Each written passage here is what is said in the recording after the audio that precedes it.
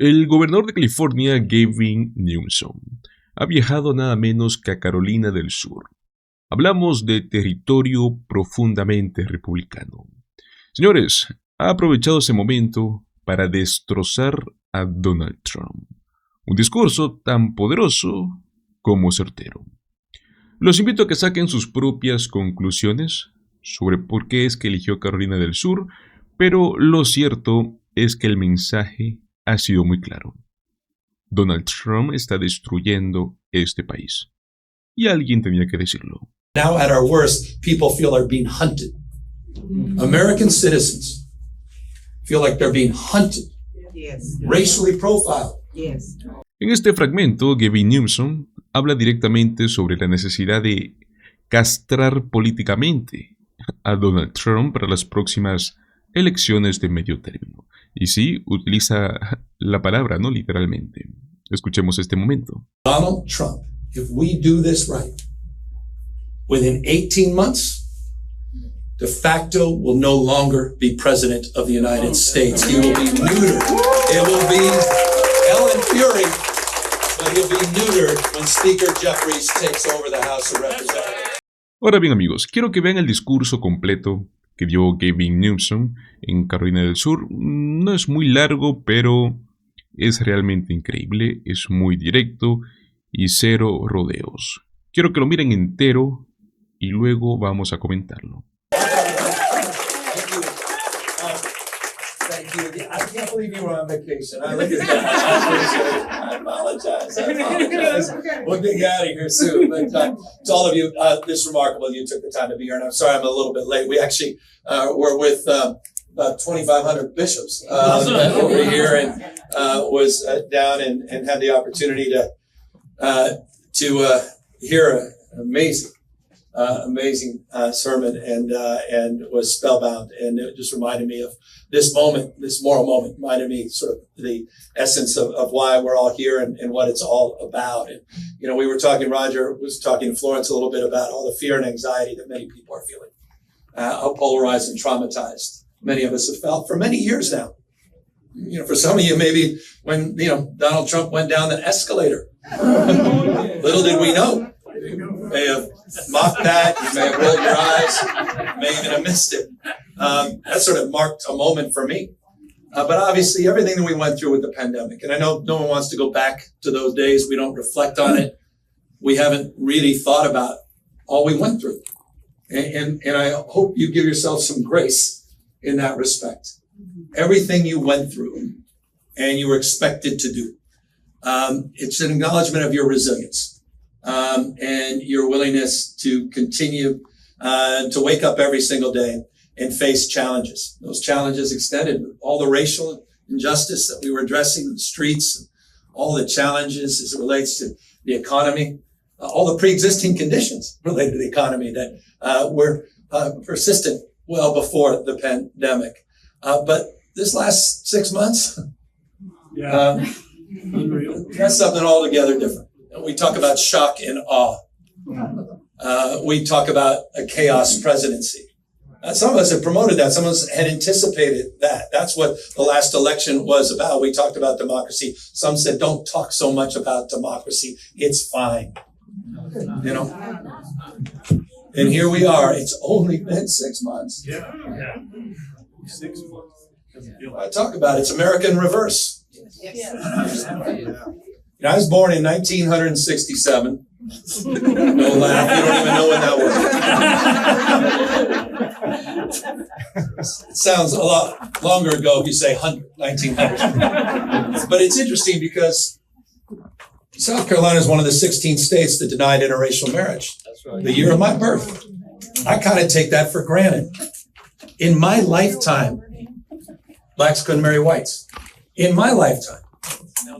And I'll be candid with you, that marked a moment, obviously, my moment of birth, but over the course of the last many decades, I've taken so much for granted. I remember sitting there at Planned Parenthood in Southern California and said, what the hell just with Dobbs? I said, this can happen. And that marked a moment of recognition that we needed to step things up. I made a comment and was not well received. I said, where the hell is my party? Yeah. I was seeing everything shape shift on, Fox, this guy DeSantis out there in Florida. Everything with 3 letters, it seemed to me, right? CRT, DEI, ESG. Yep. They were shape shifting everything. I mean, what is this CRT thing? We're not teaching it. And we're on the defense. We're constantly responding to these guys. Yep. They were shapes. They were winning. We started to see this regression, this rights regression, red states versus blue states. Again, America in reverse. But the last 6 months, it's the nationalization of this regression. On civil rights, voting rights, LGBTQ rights, on women's rights, not just access to abortion, access to contraceptive care. Something we have to continue to fight for. You can't take anything for granted now. That's right. I live in a state. You talk about a state of anxiety. Imagine living in Southern California, in the most diverse county, LA County, in the most diverse state, California, in the world's most diverse democracy, where at our best, we're living and advancing together across our differences. But now at our worst, people feel are being hunted. American citizens feel like they're being hunted, racially profiled. Can't walk to police up the parks and playgrounds, send their kids to school or church. All these folks, as the music is cued for Trump, he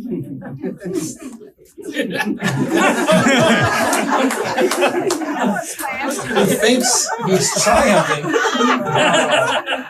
Beautifully played. By advancing all this cruelty. Yesterday was the 6th anniversary in California, 6th anniversary of one of the most devastating natural disasters in U.S. history, something, again, you're intimately familiar with here in South Carolina, North Carolina, all throughout the South. All these $1 billion+ disasters, including the tragedy down there in Texas. Yeah. We experienced that on January 7th. 18,000 homes destroyed or significantly impacted. Almost 30 lives lost in those wildfires. We marked that moment with a 6-month anniversary to mark the progress in terms of recovery and resiliency. And to mark that moment, what did the President of the United States do? Did he send out on Truth Social a tweet? Did he send out a message sending condolences to the lives lost? Did he talk about resiliency and recovery? Did he talk about the spirit that finds the best of our founding fathers, that we're all in this together? No, instead, he sent out hundreds and hundreds of masked men in military uniforms with military machine guns on top of vehicles, sent them into MacArthur Park where children were at a summer camp, sent them out there on horseback with the American flag waving and with Black Hawk helicopters all around the sky. That's how he marked the 6-month anniversary of one of the most devastating wildfires in American history. That's the President of the United States. Cruelty is the point. But the point as well is to still a sense of unease. Is to reinforce your anxiety, your fear, so you become apathetic, cynical, so that you no longer have agency, that you become a bystander as he rolls back the last half century. And that's why I'm here. We cannot afford to allow that to happen. You cannot afford to allow that to happen.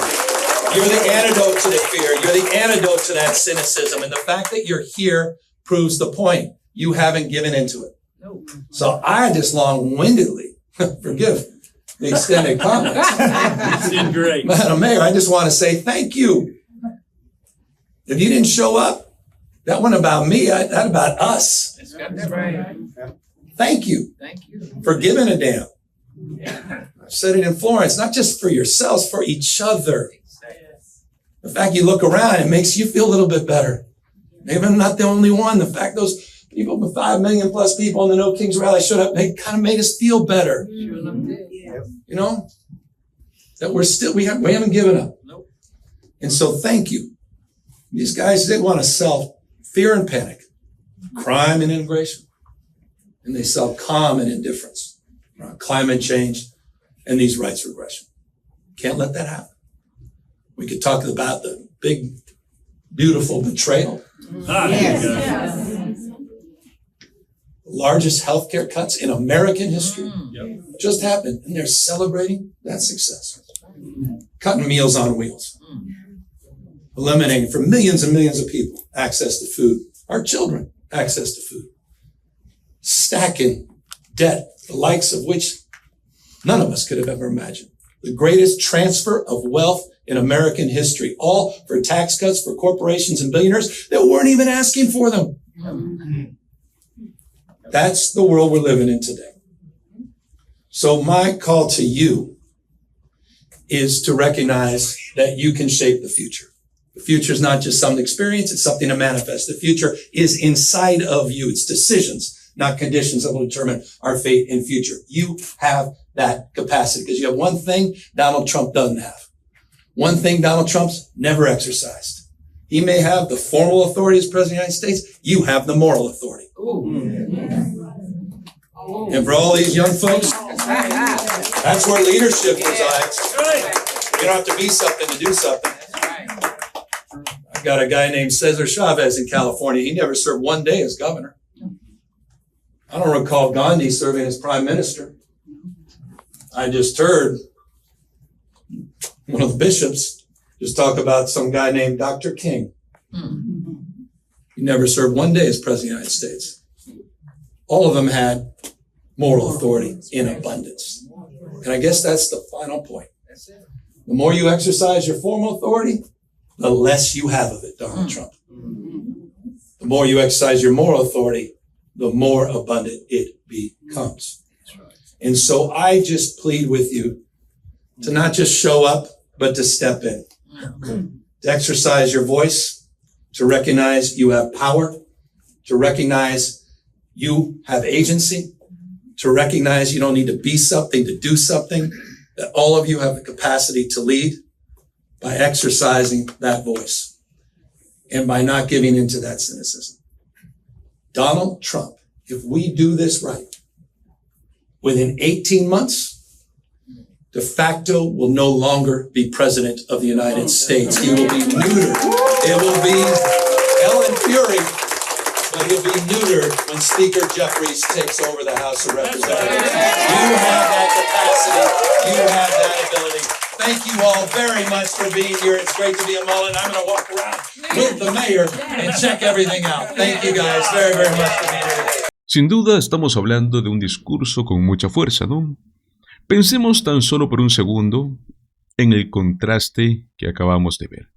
La diferencia entre alguien inteligente, alguien sereno, articulado como Gavin Newsom, frente al caos constante que es Donald Trump, que no puede ni siquiera hilar una oración sin caer en teorías ridículas sobre molinos de viento matando ballenas o diciendo que la energía solar va a desaparecer.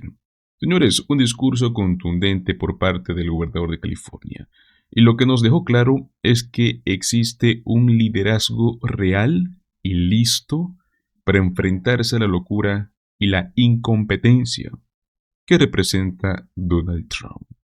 Muchísimas gracias por acompañarme hasta el final de este video. Recuerda, como siempre, dale like, compártelo con tus amigos y suscríbete a nuestro canal Políticamente en Desacuerdo. Nos vemos en el próximo video. Hasta luego.